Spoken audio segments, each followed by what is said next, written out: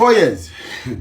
So much debate, so much being said about 4 years of proposal of Mr. Peter Obi to governing Nigeria. And I understand the sentiment.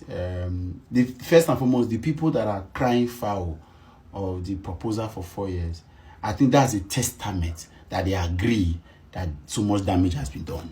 That's pretty good. I think that's the first. You know, sometimes when you say things, don't just listen to what people say, listen to what they are not saying. When they say, no, how can you say you want to fix Nigeria in 4 years? The same people that say Bola Tinubu has fixed Nigeria in 2 years, they are the same people crying that you cannot fix Nigeria in 4 years. That's the irony. Get that straight. Obviously, that means clearly that they agree that first Bola Tinubu has failed woefully, and then in 10 years of APC has been a woeful disaster, and then nothing is happening. That's what it means. Then number two, ask yourself. I agree. If you, like I said a few times and to a few persons, you have to be very ignorant, unaware of the rot in the system. How much we have accelerated in the wrong direction for you to assume that there is. I don't really know why they are finding it so difficult to believe Peter Obi that he can turn Nigerian in 4 years. Like, he can make a better Nigerian in 4 years. He doesn't want to be like 8 years before you make a better thing.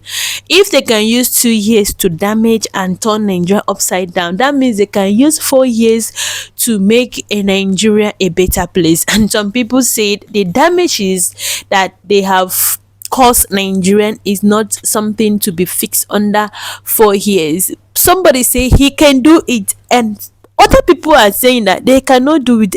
Don't forget that this man was a governor before. He knows what it takes to fix something. He knows what it takes to turn a sulfur into cold and turn cold into sulfur. He know the strategies of doing. See, his wealth now turned to a reality and turn to gold and turn to reality. He's about to turn to reality if they give him the opportunity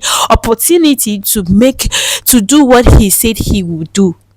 And people are saying it's not possible, that he's making mouth, he's desperate to become a president. Do you know what it's desperate to become a president means, or to become something means? This is somebody that is desperate to become something. That means he has never touched or have the influence of money, or he has never imagined amount of money or having such amount of money before. But this man, there's nothing about money that you want him to. There's no amount of money that you want that he will not tell you that he has it, or he has touched it, or he has experienced it, right? And this is somebody that, see, I don't even need to go much about talking about president, this, that. But anyway, Nigeria reacts to it, and then again, Arise TV was on fire based on why would you want to sit 8 years? Anyway, I will leave the video for you to watch. Let's watch together. Any hope in sight for us to continue on this pedestal and get it right? It's not possible. We are in the wrong direction. You know, so now when you dey old road, you can link with new road. When you face the wrong side, there is no redemption. We have to stop this vehicle, reverse it, turn back. We'll spend years to get back to the junction. They will now begin to move on to the right direction. There are no shortcuts. A wise man said that in long runs, there are no shortcuts. That being said, I agree that so much has been done, and it will take more than 4 years to fix all of these systems. But there are foundations. I need Peter Obi say, I'm coming to give a turnaround. I will listen to him, because he's not said that he's going to turn Nigeria to. He has not made any specific sample, example, or description. You listen, and guess what? There are a few very important things that for 4 years a serious government can do. One of them is constitutional review. Currently, that document, that Bible upon which this country is running, is obsolete, is not just outdated and obsolete, is also terribly wicked. It's an evil book. It's very devilish. It doesn't have in it any iota of hope for a country's salvation. It doesn't work. It's not working. All of the mess we are in politically, the mess we are in institutionally, the mess we are in systems and organizations, all of them, the 1999 Constitution have been a part and parcel of the engineer or the engineer that has led us here. So, if for any reason we want to have a better country, the first most important thing is to look back at that constitution. Then what's the next? There is the spirit of the new Nigeria that a serious government can revisit. And the spirit is not just in branding. I appreciate what Dora Akuli did while she was Minister of Information. I think she was also DG of Nigerian Retention Agency. Good people, great nation. Beyond that, there's a spirit of patriotism that we need to revisit. And some of them would involve dealing with criminals the way it's supposed to be. Putting in acts, making effort to ensure that justice system prevails over the criminal system. That will not have criminals running this country as though nothing is happening. If we begin to get people to pay, there should be consequences for crimes committed, we'll begin to have patriotism. If there's that's a very important thing. Our judicial system so we can do a lot of reforms in several areas. The idea of codenaming stealing to be corruption, or where there is plea bargain, where corruption cases linger for several years, where politicians or political office holders can use a relationship to wipe off corruption case, where we now hear things of pardon. No, that's a stop. Where somebody that has stole 10,000 naira on the street would be sent to jail for 21 years, where a man that stole billions of naira will be given more elective position. All of that those level of reforms are very important. Very important. Then the next is institutions. There are several institutions of I'm telling you, these are foundational. This is not even surface. This is just beneath. And in 4 years, we can fix it. Institutions, the EFCC, ICPC, police, education, health. These are institutions. Some of them will require total overhaul, restructuring, to say this is what we need to do better. For now, pull down this building, pull down this structure, begin to look at those institutional reforms in such a way that the national... See, at the end of the day, we may even need to have a confab where we will now begin to discuss the continuous existence of this country and the way it should exist. Of course, the constitution will help us look into that. But it's very important. Talk about restructuring, all of these things we are discussing about. There are many things to lay foundation. And then ultimately, build an irreversible structure around our electoral system. I still say it. When we have a qualitative, credible electoral system that a single individual cannot alter after 4 years, we have done something noble.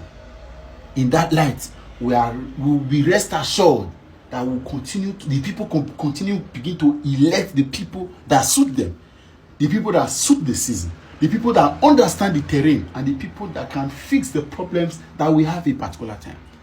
There will be times when our focus will be in foreign policy.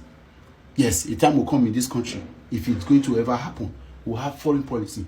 When it's time, we will be looking for leadership that have a foreign policy roadmap that will put Nigeria at a very, very advantage in world politics. There will be time where our focus will be in Africa, as it were, returning to our place as giant of Africa. We'll look for so this is what a fixed electoral system will. So don't tell me it's not possible.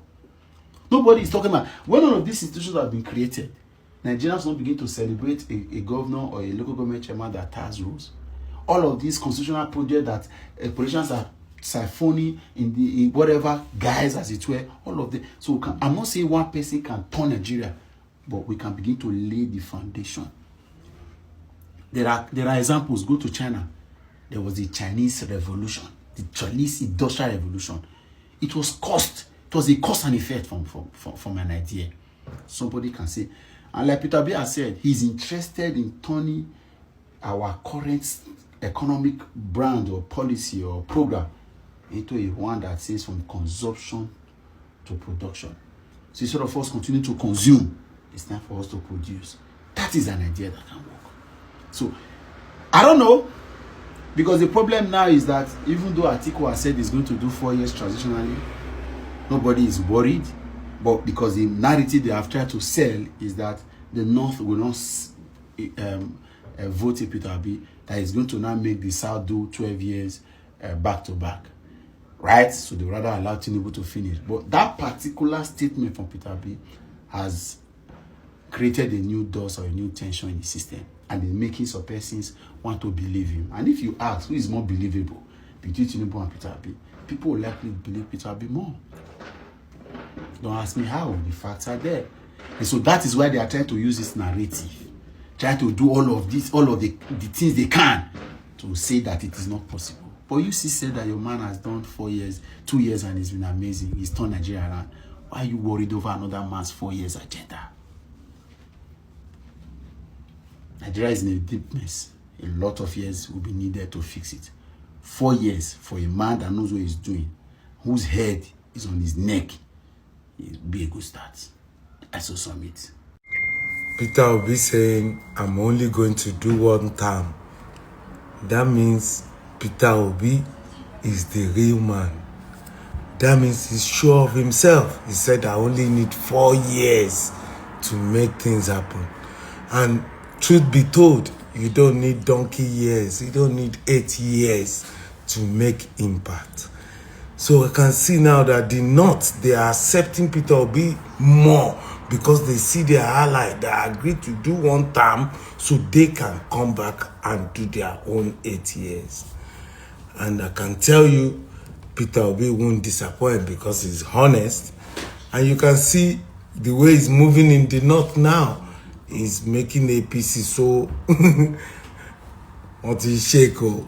And El-Rufai is taking Peter Obi to some places in the North now that the North are gradually accepting the guy.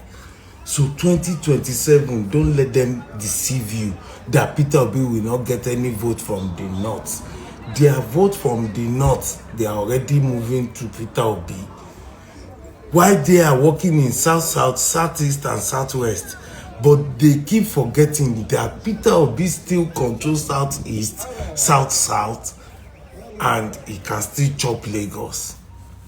That is how deep it is. So 2027 is not sure for APC. Don't be scared. Don't stop thinking, oh, they don't win or they will win. No. Peter Obi is fully informed, and with El-Rufai taking him round, he don't that one does scatter calculation for APC. That's why you see they are talking about. So it's not about who is decamping now. All those governor decamping, I can assure you, with Governor Monday in Edo, Peter Obi will still win Edo with 73% margin. 2027, 100% free, fair, credible election. This APC is not settled. It's not looking coastal clear for APC right now. So now brain then they use. Peter Obi is coming up. He's moving to the North now. You can see the acceptance thanks to El-Rufai. Now, thank God, no one party state. People are ready.